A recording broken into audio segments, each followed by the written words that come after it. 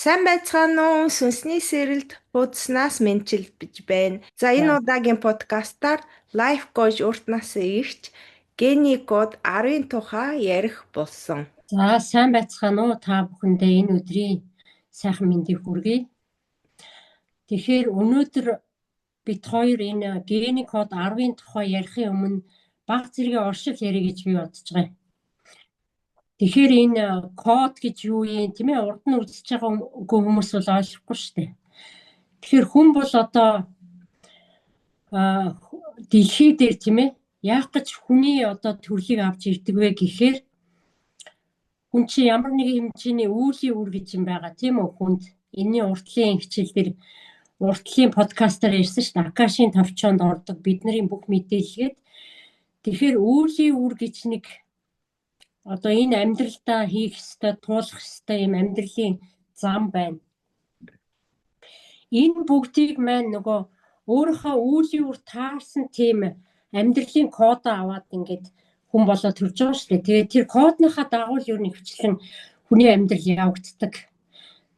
Тэр код нь одоо хэд гэсэн кодтай байна те, тэр кодн дээр таарч гарч ирж байгаа тэр сүүдэр те, зан араншин, туулал ямар хүнтэй уулзраад яагаа яваад байгаа тэр бүгд бол урдчлаад хүний амьдрал бичигдсэн байдаг.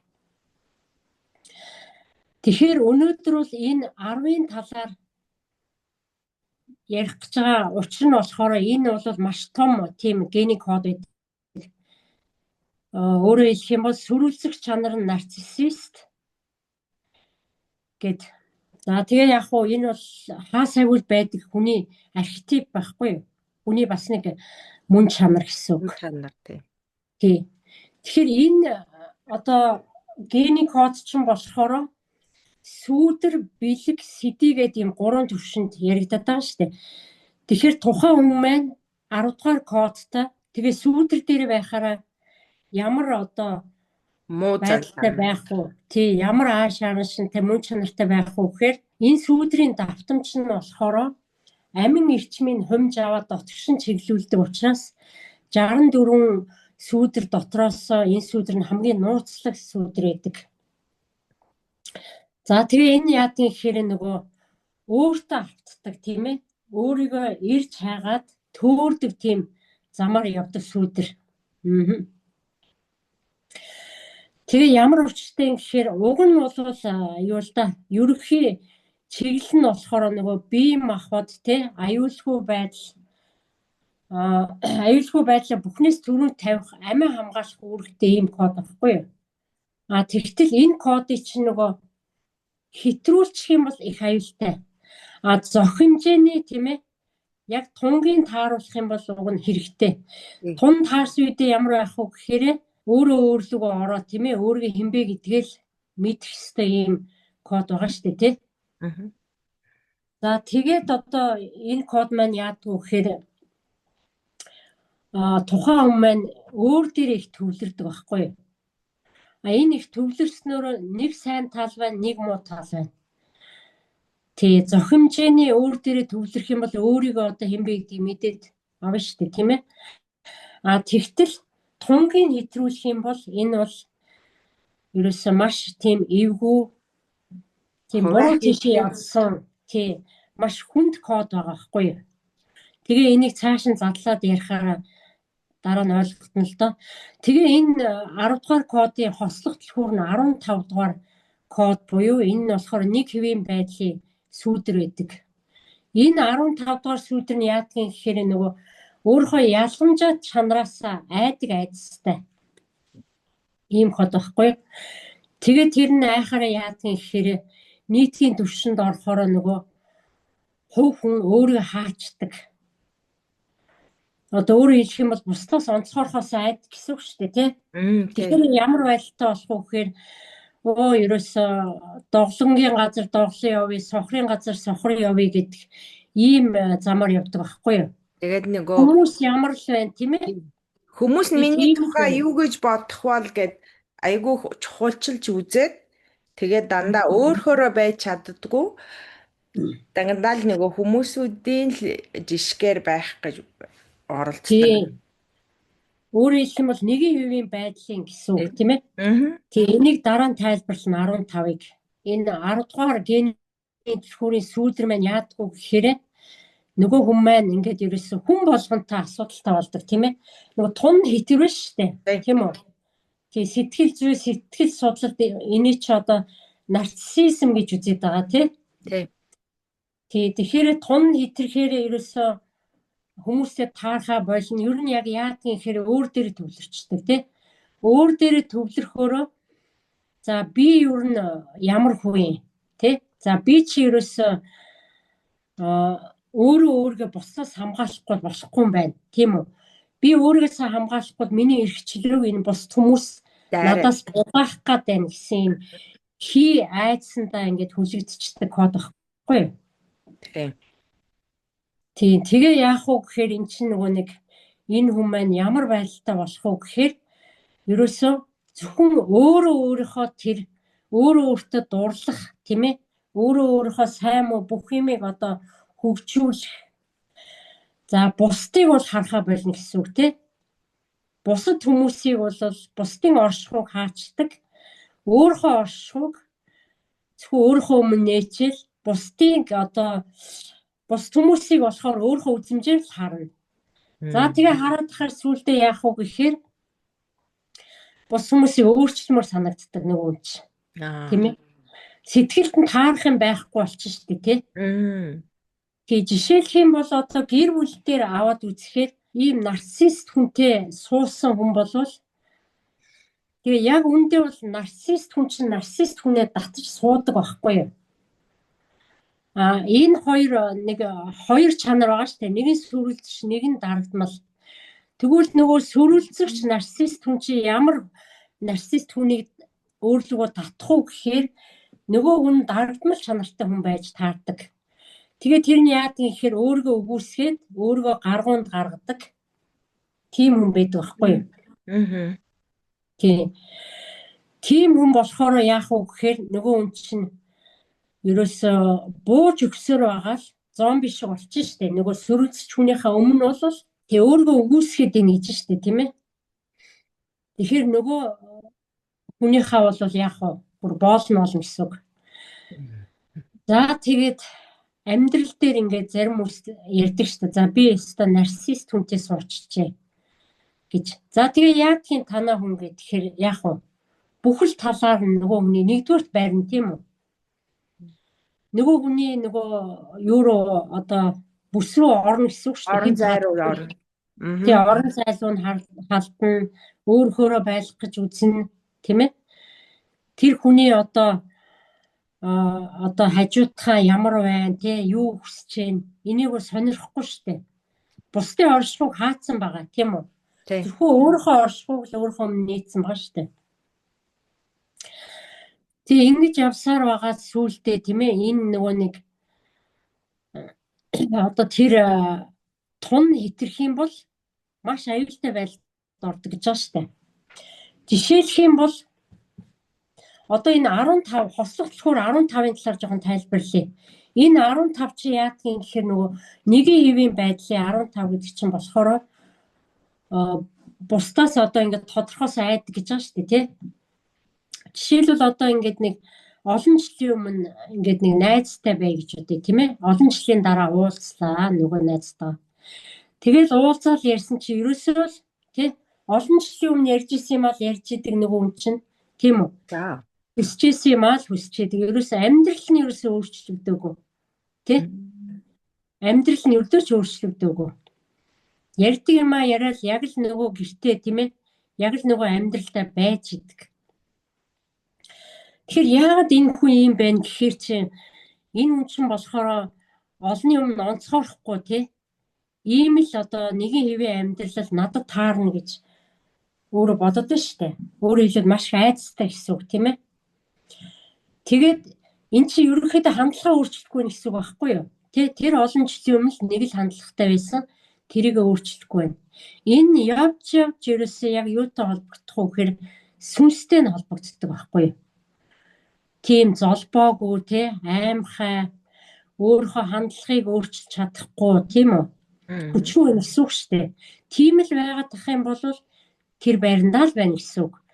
Тэгэхэд өөр хүмүүс яах өөрсдөө явцсан тий амьдрал нь шал өөр болцсон, шал өөр юм ярьдаг болцсон. Тийм үү, иймэрхүү байна шүү дээ. Тэгэхээр энэ хослох түлхүүр 15 тийм ээ энэ нарцизм гэдэг энэ сүудэртээ хоёлаа нийлэх юм бол ерөөсөө тэр хүний бүр өөд нь гарахын аргагүй тийм байдалд оролдог. За ийм нэг сүудэр байна. За тэгэхээр Цэна чиний хувьд одоо ийм нарцизмын талаар тийм ээ бодлоо хэлэх жишээ байвал чи яа та? За энэ сэдв бол их сонирхолтой байгаа. Ягаад гэвэл би өөрөө ч гэсэн профайл дотроо 10 гэсэн гений түлхүүртэй хүн. Тэгээ энэ түлхүүрийн тухай уншихад бол ер нь бол таарад байлээ. Би бол өөрөө дураараа байх дуртай. Тэгээд би юу сонирхож байна? Тэрнийхээ араас ингээд судлах, сурах, шинэ юм сурах, тэрнийхээ нөгөө үр дүнг харах гэдэг бол тэрнийг бол би позитив, эерэг тал гэж үзэж байгаа. Гэтэл бас мэдээж би өөрийнхөө үзэл бодлыг бусад хүмүүсүүдээс дээгүүр тавьж тэгээ айгүйх дураараа байдаг хүн. Тэгээд би харин уртаач танаас асууя. За тэгвэл энэ сүудэр талаасаа яаж илүү дээдлийн түвшинд хүн хувиргах хэрэгтэй вэ гэдгээс та тайлбарлаж өгнө үү? За тэгэхээр одоо инфлюенстэй 10 дахь бэлэг нь болохоор нөгөө энгийн байдал гэж байгаа. Сүудрээсээ хэрвээ энэ хүн гарч чадах юм бол энгийн байдал руу орох нь шүү дээ, тийм ээ. Тэгэхээр энгийн байдал гэдэг нь юу хэлээд байгаа гэхээр өөрөөхөө байхыг хэлээд байгаа. Өөрийнхөө.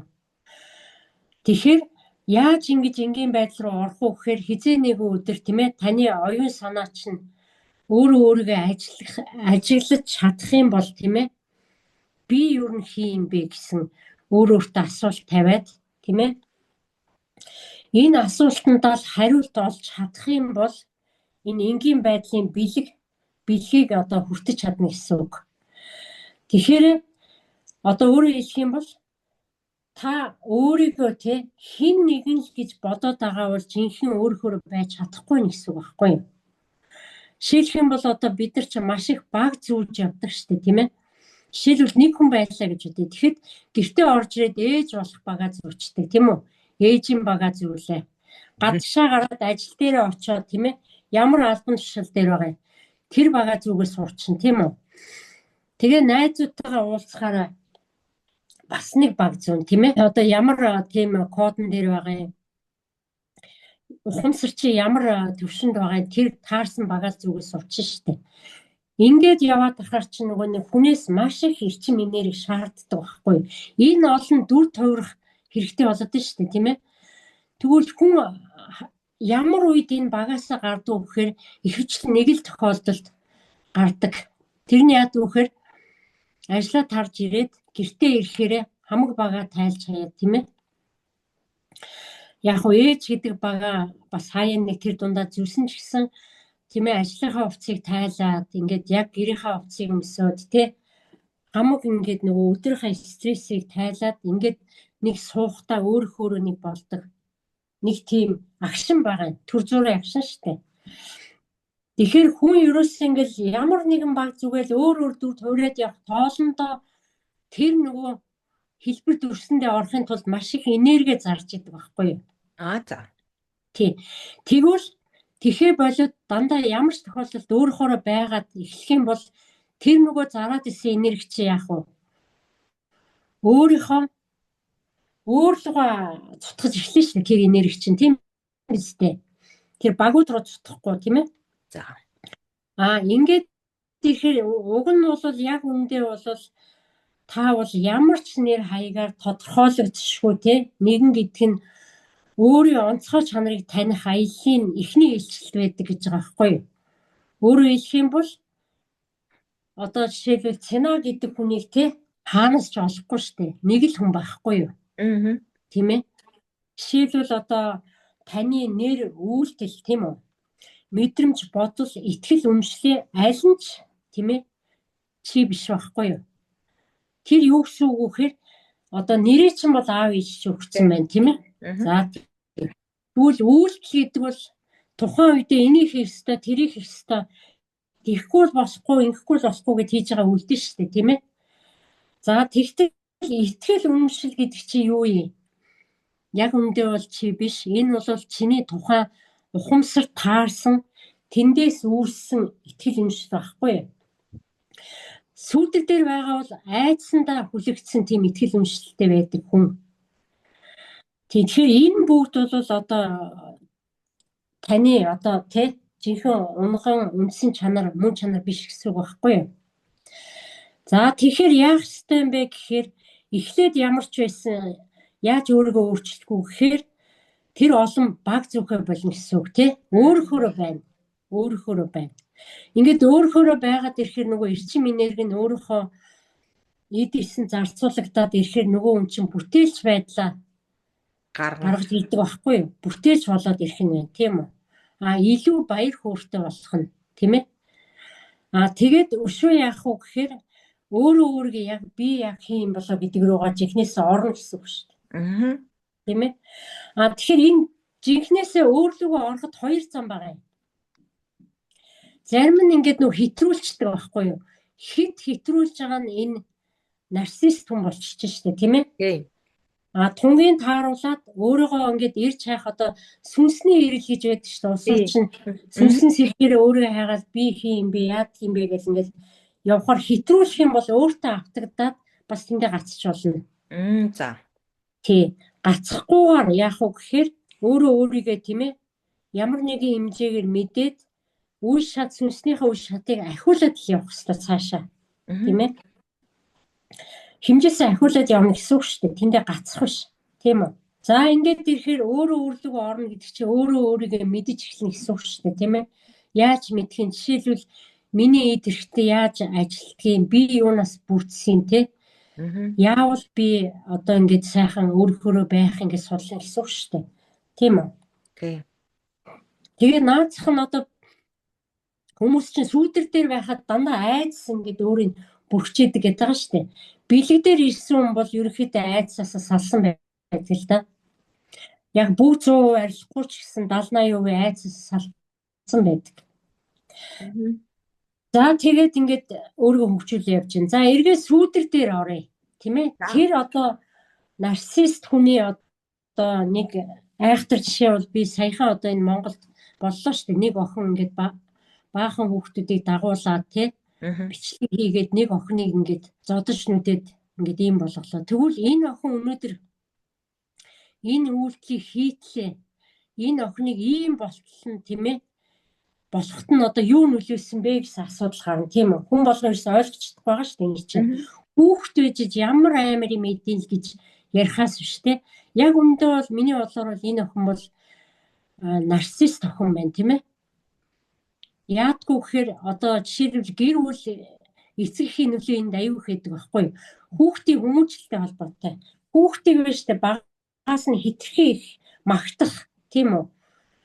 Хит их дөвөөлөх, биеийг хит тоолох тийм ээ. Ямар ч өөрт нь хэрэгтэй мэг зааж өгөхгүй сайн муугийн ялгааг ойлгуулаагүй гэсэн үг. Тийм ээ. Өөрөөр хэлэх юм бол одоо хайр гэж юу гэдгийг үр хүүхдээ ойлгуулаагүй гэсэн үг.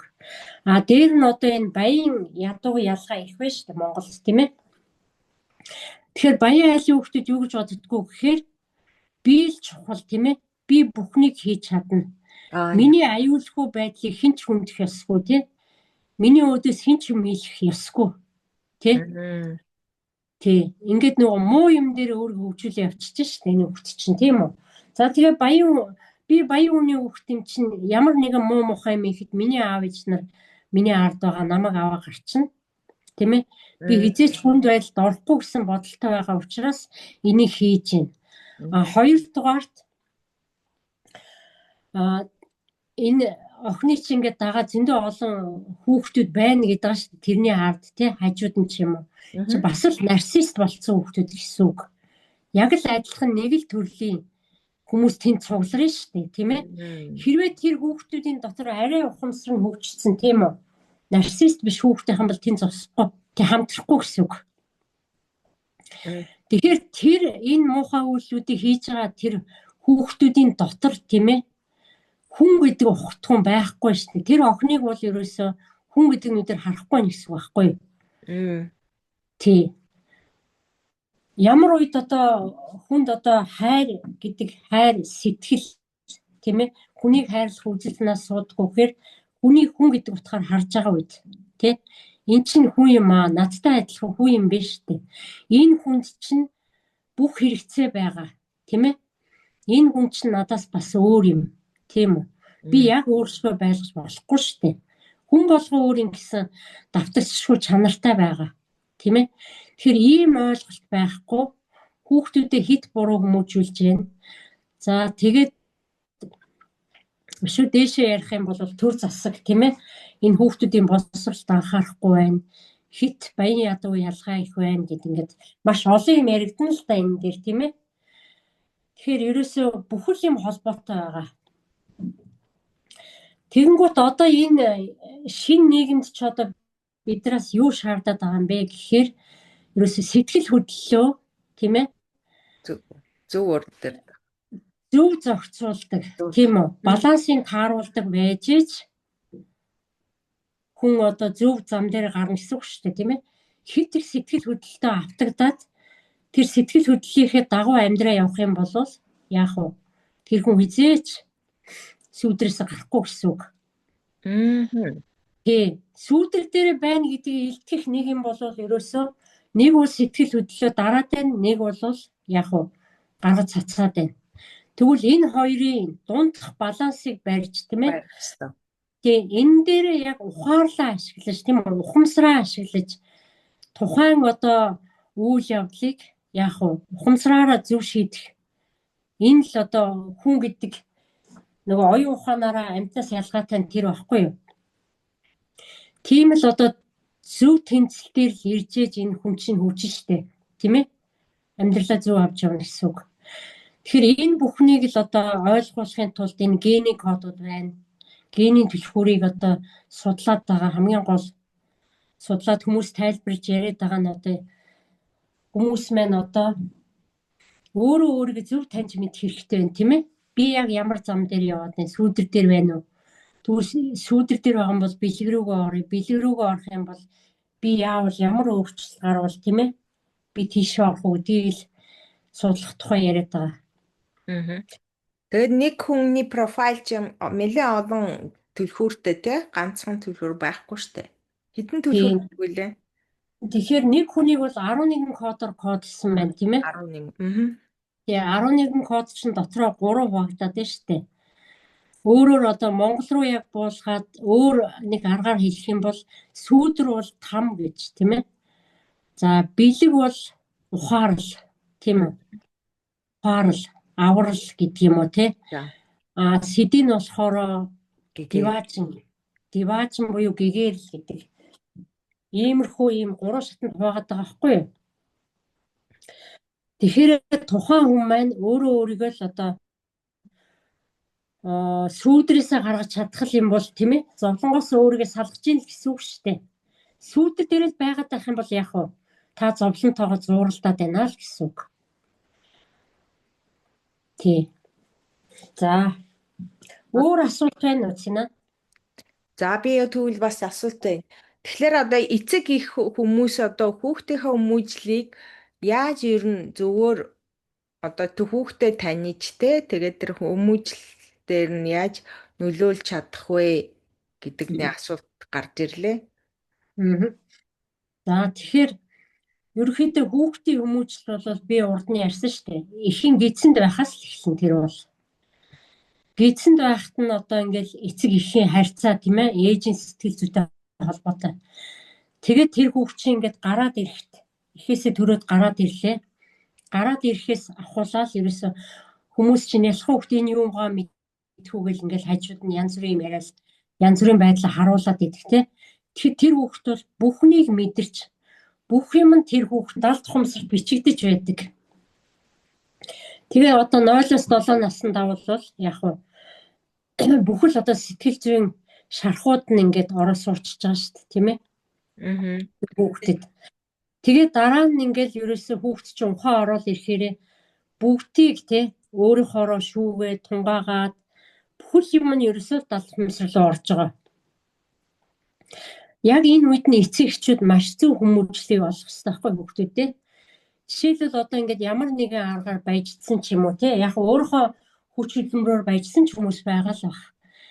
Тэгээ энэ хүмүүс биш үү тийм ээ. Үр хүүхдээ зөвхөн мөнгө бүхнийг аварна гэдэг ойлголтыг өгөх нь айгүй буруу байхгүй юу? Яг байна. Мөнгө чинь бүх асуудлыг шийдэхгүй шүү дээ. Тэгэхээр орон та харин хүүхдтэйгээ сайжлаад зөв хүмүүжил олгочих юм бол таны хүүхэд тийм ээ цаашдаа таныг зовоохгүй өргөөч зовоохгүй тийм ээ зөв бодол сэтгүүтэй өөрийгөө аваа явцдаг ийм л хүн болж өссөн шүү дээ. Тэгэхээр манайхан бол хамгийн гол нь нөгөө нэг бас нэг талаар амьдрал нь ч их нөлөөлдөг баг тийм ээ. Хүүхдээ хүмүүжүүлээд ах цаг байхгүй сургууль даатгачдаг тийм үү. Сургууль нь болохоор нөгөө нэг ангид маш олон хүүхд суудаг ч гэх юм уу. Багш нарт нь даатгачаа багш нар нь бас хүүхд толгоныг хүмүүжүүлээд ах цаг байхгүй хичээлээ заамаар байдаг. Тийм шүү дээ. Ерөнхий боловсролын удахныг л өгж байгаа. Тэгэхээр эцэг биний бодлоор бол эцэг эхнэр нэгэнт л хүүхэд гаргасан бол үнэхээр хариуцлагатай хандмаар байна. Одоо ярьдаг ялангуяа энэ Монгол айлуудыг харахад айгүй олон хүүхэд гаргацдаг те. Тэгэл одоо тэднэрт нь яг бүгдэнд нь цаг хугацаагаа бүрэн өгч чаддаг болов. Гэтэ одоо яг өмнөх үеүүдийг бодоход бол хүүхдийн сэтгэл зүйч гээд мэрэгжилтэй хүмүүс Монголд байна. Бас те арт терапи те одоо жишээл хүүхдүүдэд зориулсан арт терапи гээд бас хичээлүүд байдаг гэсэн. Тэгэж тэр талаас нь бодохоор одоо ээж аавуудад бас айгүй бас хэрэгжилж болох үйлчилгээнүүд гарсан байлээ. Тэгээ та нар бас тэднийг сонирхож үзээрэй гэж хэлмээр байна. Хүний амьдрал гэдэг чинь тийм ээ. Ямар нэгэн саад ирэн штэ хүний амьдрал дандаа сорилтууд байна. Тий, сорилтууд гэж. Сорилтуудыг зөв давах тийм үү? Хамгийн гол чухал зүйл нь хүүхдэд юу сурах вэ гэхээр хайрыг сурах хэрэгтэй. Яаж хайрыг сурах вэ гэхээр эцгийн зүгээс хүүхдээ өөрөө эхлээд хайрлах хэрэгтэй. Үнэн сэтгэлээсээ хүүхдээ. Хайрыг амсуулаад тахаар хүүхд чи өөрөө аяндаа хайр гэдэг чи ийм юм байдаг те. Миний аав ээж намайг ингэж хайрладаг. Гэт өргөжлүүлээд өөрийгөө хайрлан өрөөл бусдыг хайрлан явчихна штэ. Тэгтэл зөвхөн эцэг их тийм ээ мөнгө чухал мөнгө олох ёстой. Бид нар та нарыг хүмүүжүүлэх зав алга гэл мөнгөнийхөө араас гүгээд идэл нэг өдөр нөгөө хүүхд чинь насанд хүрсэн байдаг. Тийм үү? Тэгээ ороодчиход нь штэ. Тэр хүүхдийн чинь багаас нь ажиллах хэрэгтэй байхгүй юу? Тэ? Зөв үлгэр дуурайл үзүүлэх. Хүүхдүүдийн хажууд одоо жишээлх юм бол арх уух, тамхи татах тийм ээ. Хүмүүстэй муудалцах, хүмүүсийг ихээр шүүмжлэх тийм үү? Энэ бүгдийг ингээд хүүхдүүдэд үзүүлээд ингээд тахаар чинь хүүхдүүд юу гэж бодох вэ гэхээр амьдрал гэдэг чинь ингэж л явагддсан байх гэсэн юм ойлголт авчиж байгаа шүү дээ тийм ээ. Дээрээс тийм. Би барууны подкастуудыг аяг сонсдог бас энэ өсвсний сэрэлт гэдэг сэдвээр үндэслэн тэгээд одоо барууны бас баян айлуудын хүүхдүүд бас хэрэгт ортохгүй ч гэсэн дотроос сэтгэл зүйн бас айгүй юутай зөрчилгөөнтэй үүсдэг. Тэгээд бас мансуурлах бодис гэх мэтчлэн хэрэгэлдэг гэд одоо бол тийм учраас аль багаас нь те хүүхдийн хүмүүжил дээр хүүхдийг одоо олон талаас нь баланслж хүмүүжүүлэх гэдэг зөвхөн мөнгө дээр биш те тэрэн дээр бас анхаарах хэрэгтэй гэд бас ярьдсан байлээ. Хүмүүс ер нь те хүүхд ч юм уу насанд хүрсэн ч юм уу те яагаад ийм буруу зам руу ордгоо гэхээр хүүхд насанд суусан одоо сэтгэлийн шархаасаа болж хвчлэн донтолтонд ордог гэдэг байгаа шүү дээ. Тэр сэтгэл зүйн шархыг тийм ээ гэр бүлээсээ аавна тийм үү? Ойр орчмынхаа хүмүүсээс л авж байгаа шүү дээ. Тэрийг л одоо түрүү яриад нь шүү дээ. Хүүхдийн хажууд тийм ээ ярихгүй юм ярих, янз бүрийн муу муухай юм үзүүлэх. Энэ бүгд чинь шархуулаад үлдээд байгаа байхгүй юу? Тэр хүүхдэд. Тий, за яг хөө ингэж шархуулаад орччээ. Тэгвэл хүүхдтэйгээ тулж ажиллах хэрэгтэй байгаа байхгүй юу? Тийм ээ? Бүр яг үнэн сэтгэлээс одоо чамд ямар асуудал байна тийм ээ? Ээжтэй яар, аавдаа яар, яах вэ? яамаар байна. Миний зүгээс чамд юугаар тусалж болох уу гэд те. Ингэж туулж ажиллах юм бол тэр хүүхд чинь 1-2 удаа хэлэхгүй ч гэсэн 3 удаага хэлээд ярина штэ. Тэгээд хүүхдээ яг гадуур юу хийгээд яваад байгаа юм, тийм ээ? Юу хүсэж байгаа гэдгийг эцэг эхчүүд анхаарч мэдэж зөв чиглүүлэх хэрэгтэй байхгүй юу? Тийм ээ? Тэрхгүй тэгээд ерөөсөө ингээл хүүхдүүд тэнд мэдхгүй нэг л сургуульд яваад байгаа. Би энд нэг мөнгөний араас яваад байгаа. Инхээр ч л энэ хоёрын дунд ерөөсөө тий бүх юм химлээ алдчихж байгаа байхгүй юу? Тэг цаг хугацаагаа хүүхдэдээ зориулж гаргах. Яг л том болсон ч гэстэй ингээл ээж авгаа бас айгу буруутд юм л ш. Та нар надаа ингээ анхаарал тавиагүй гэх мэтчлээ. Тийм үнэхээр анхаарал тавиагүй болол тэр хүүхд тийм ярина штэ. Тийм ээ? Тэгэхээр тэр бол үнэн л байхгүй юу? Ерөнхийдөө бүх юм энэ ганцхан эцэгхээс биш энэ одоо улс орны байдал тийм ээ? Маш л их юм нөлөөлж байна л да. Дэлхийн байдал. Тэгээд төвшин хариул гэр бүл тийм ээ? Амьдрах орчин, цалин бүх юмтай л холбоотой.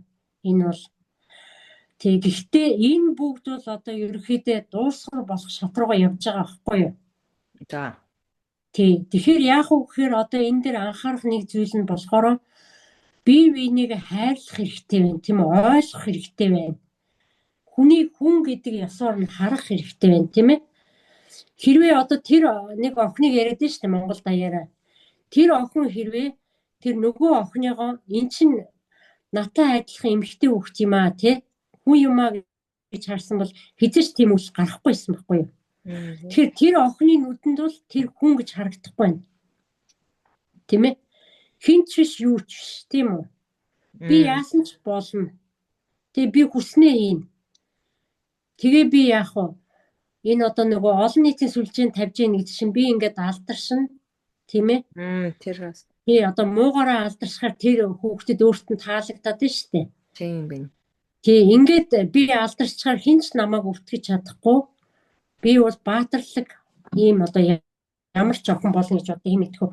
Ийм л утгатнаа агуулж штэ. Тэгэхээр эн чинь болохоор нөгөө гэр бүл дотроо энэ асуудлаа мэдээж гаргана тий. Тэгээд гэр бүлээс хайлаад гадагшаа гарч ирж байгаа байхгүй нөгөө нарциссист үзэл нь хүүхдүүд рүү орж ирж штэ тийм ээ.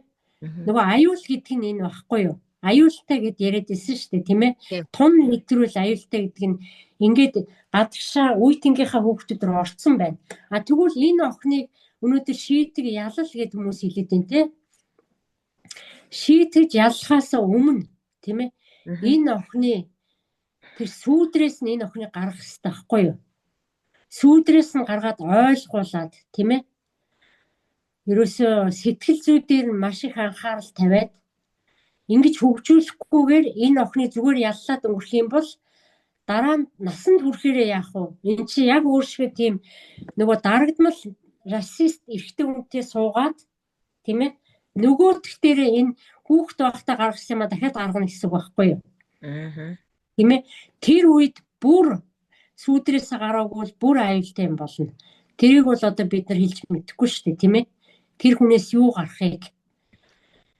Тийм учраас энэ архетип гэдэг чи одоо хүний одоо тийм ээ хүнээс гардаг янз бүрийн мөн чанарууд зан арын шин энийг л одоо хувь хүн болгон судалж тийм ээ надаас ямар ийм ааш арашин гараад байгаа юм. Миний одоо сүнснээс те ямар хүсэл гараад байгаа юм. Тэрийг л одоо судлах хэрэгтэй. Тэгээ өөр дээрээ зөв тунгийн тохируулж ажиллаад өөрийгөө сүүдрээсээ гаргаж чадвал айдсаас сална гэсэн үг. Тэгэхээр хамгийн доотлын нам дор давтамж гэдэг нь дандаа айдсандаа баригдаж байгаа тийм ээ. Айдсаараа өөрийгөө ямар нэгэн үйлдэл хийлгэж байгаа. Айдсаараа одоо өөрийнхөө амьдралыг удирдуулж байгаа ийм л нам дор давтамж байхгүй юу? Тэгээ бэлэг рүү орох юм бол шал өөрөөр харна гэсэн шүү дээ түрүүн тийм ээ. Нөгөө их олон баг зөөхөө болоод өөрөөрөө байгаад энгийн байдалд орчих нь шүү дээ тий. Тэгээд ирэхээр тэгээд өөрийгөө хөгжүүлж явсаар байгаа хамгийн сүүлдээ яадгийг эн чинь нэг 5% шат дамждаг байхгүй юу? Тэгээ хамгийн сүүлийн шатан дээрээ болохоор бие даасан бусдаас ялгарх чанар нь өөрөөс нь гараад ирдэг. Сайн чанарууд нь гарна шүү дээ тийм ээ. Ямар сайхан. Тэгээд тэрнийхээ дагуу өөрийгөө өшөө хөгжүүлээд өөрийнхөө нөгөө сайн талуудаа гаргаад ирнэ гэсэн үг шүү дээ. 10 дугаар код маань хүмүүний цайраг дотор байдаг байхгүй юу? Энэ хүмүүний цайраг дотор нь юу ордгийг гэхээр 10, 17, 21, 25, 38, 51 гэдэг ийм 6 код ордог байхгүй юу? Энэ яадаг кодын гэхээр хүн байхын утга учирыг агуулсан далдын элементүүдийг төлөөлдөг. Тэгээд одоо эдгээр арч одоо ямар учиртай гэхээр хүн бол юу яадаг анханасаа нөгөө шархтаж 25 дугаар кодоор шархаацсаа тийм ээ 25 ч нөгөө хайрын суралцдаг код штэ. Тэгээ сүүлдрүүтэйгээ тулдахын тулд 38 дугаар кодыг судалдаг. Оюун санааныхаа хязгааруудыг давахын тулд 17-г судална. Амьдралыг хянах хэрэгцээгээ орхихын тулд 21-ийг судална. Тэгээд сэрэлтийг гаднаасаа авахын тулд 51-ийг тэгвэр кодыг судлаад өөрийнхөө жинхэнэ мөн чанарыг мэдхийн тулд 10 дугаар кодыг судалж тийм ээ эдгээр 6 кодыг судлаа мэдсэн байх тул хүн байх утга учираа ойлгочдөг байгаа. За ингээд одоо өнөөдрийнхөө 10 дугаар кодын подкаст ингээд дуусгая гэж бодож байна. За их баярлаа. За тэгээд манай хуудсыг дагагч та бүхэн тодруулж асуух юм байвал комент бичээрэй. Тэгээд дараагийн подкастад тэрнийг тайлбарлана. Тэгээд бас хэрэг та өөрийнхөө профайлыг ч юм хүүхдүүдийнхээ профайлыг гаргана гэвэл лайф коуч Эрдэнэс ихтэй бас холбогдороо. Энэ хуудас руу шууд комент бичиж болно, мессеж бас бичиж болно. Тэгэхээр хариулна. Та тийм үсттэй уртагч. Та профайл одоо бас кодуудыг гаргадаг болсон тийм үү? Тий яг хоо код чинь нөгөө нэг хүмүүс өөрсдөө ч гэсэн интернетээр ороо гаргачих болно л доо. Хамгийн гол нь кодын доторх учир утгаа мэдхийн тулд тий ажиллах хэрэгтэй байгаа. Тий. За тэгэхээр өнөөдөр ингээд хоёулаа 10 дугаар кодын талаар яриад дууслаа. За та бүхэндээ дараа уулзтлаа. Баяртай. За баяртай. Сайхан амраарай. Тэгээд комент бичээрэй, шеэр хийгээрэй, лайк дараарай. Та нарт баярлалаа. Талархлаа. Баяртай. За баяртай.